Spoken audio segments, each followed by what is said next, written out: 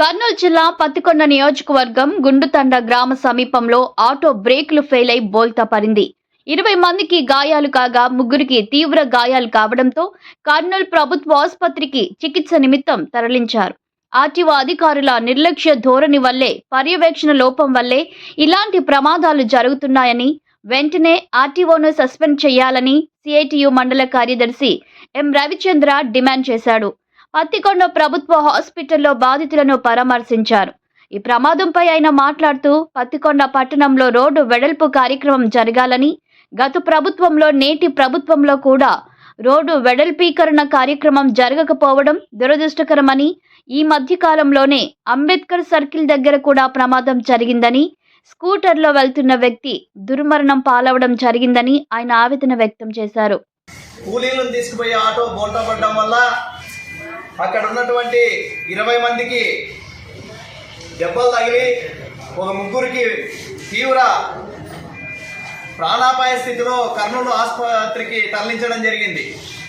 ఈరోజు సిఐటిగా ఈ కుటుంబాలను పరామర్శించడం జరుగుతుంది. ఈరోజు మేము ఒకటే చెప్తున్నాం, రాష్ట్ర రోడ్డు రవాణా శాఖలో మరి ఈరోజు ఆర్టీఓ అధికారులు నిర్లక్ష్య ధోరణి వల్లనే ఇలాంటి ప్రమాదాలు జరుగుతున్నాయి. వెంటనే ఈ ఆర్టీఓని వెంటనే సస్పెండ్ చేయాలని మేము డిమాండ్ చేస్తున్నాం. ఈరోజు ఆర్టీఓ అధికారులు ఆటోలకు లైసెన్సులు ఉన్నాయా, లేకుంటే అవి నడవగలిగే పరిస్థితుల్లో ఉన్నాయా లేదా అనే కనీసం ఆ చెకింగ్లు కూడా లేవు.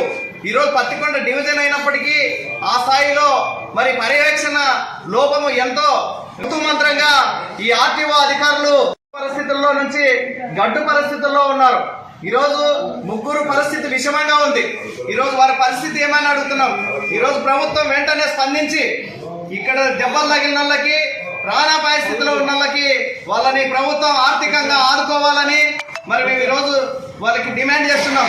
ఈరోజు కేంద్ర ప్రభుత్వం తీసుకున్నటువంటి ఒక నిర్ణయం వల్ల ఈరోజు ఉపాధి పనులు పెట్టకపోవడం వల్ల ఈరోజు పనులకు పొద్దున్నే ఉదయం లేస్తేనే మరి వివిధ ప్రాంతాలకు వలసలు వెళ్లే పరిస్థితుల్లో ఈ యాక్సిడెంట్లు జరుగుతున్నాయి.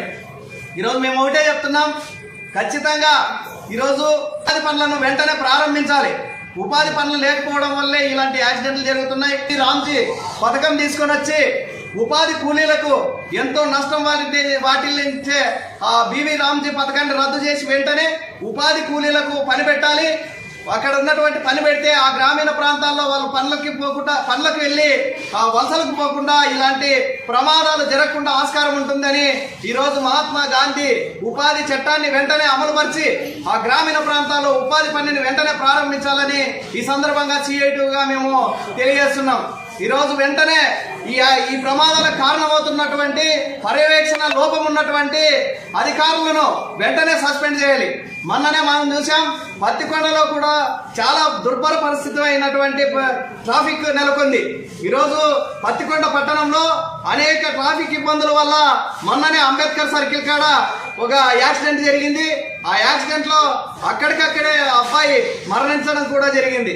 మరి ఇంకెన్నాళ్ళు ఈ పత్తికొండ దుర్భర పరిస్థితిలో ఉంటుంది అని మేము ఈ సందర్భంగా తెలియజేస్తున్నాం. ఈరోజు గత ప్రభుత్వంలో కూడా రోడ్డు వెడల్పీకరణ కార్యక్రమాన్ని చేపడతామని చెప్పి అది మరి అక్కడికే ఆగిపోయింది. మరి ఈ ప్రభుత్వంలో కూడా ఈ రోడ్డు వెడల్పీకరణ కార్యక్రమాన్ని చేపట్టకపోవడం మా దురదృష్టకరం. పత్తికొండ ప్రాంత ప్రజల దురదృష్టకరం. వాహనదారులు ఎంతో ఇబ్బందులకు గురవుతున్నారు. ఆ వాహనదారులు కనీసం పత్తికొండ పట్టణంలో వెళ్దామంటే కూడా ఇరుకైన రోడ్లతో ఇబ్బందులకు గురవుతున్నాం. వెంటనే అధికారులు, స్థానిక నాయకులు దీని మీద చర్యలు తీసుకోవాలి. వెంటనే అక్కడ ఉన్నటువంటి రోడ్లను వెడల్పీకరణ చేపట్టాలని ఈ సందర్భంగా మేము డిమాండ్ చేస్తున్నాం. ఈరోజు పత్తికొండలోనే కాదు, బైపాస్ లో కూడా రోడ్లు గుంతలమయంగా మారినాయి. ఆర్ఎన్బి అధికారులు అక్కడ ఉన్నటువంటి గుంతలు మరి వాళ్ళ కళ్ళు కనబడుతున్నాయో లేకుంటే వాళ్ళు ఆ రోడ్డు వైపే కన్నెత్తి చూడటం లేదో మాకు అర్థం కావడం లేదు. ఆ గుంతల్లో ఎంతో సుదూర ప్రాంతాల నుంచి వచ్చేటువంటి ఇక్కడ మనం బెంగళూరు నుంచి మంత్రాలయంకి వెళ్ళే వాహనదారులు ఎంతో ఇబ్బందులకు గురవుతున్నారు. రాత్రికి రాత్రి అక్కడ యాక్సిడెంట్లు అయితే మరి ఎవరు పట్టించుకునే పరిస్థితులు లేదని ఈ సందర్భంగా తెలియజేస్తూ వెంటనే R&B అధికారులు బైపాస్ రోడ్డును కూడా గుంతలు మరమ్మతులు చేయాలని మేము ఈ సందర్భంగా డిమాండ్ చేస్తున్నాం.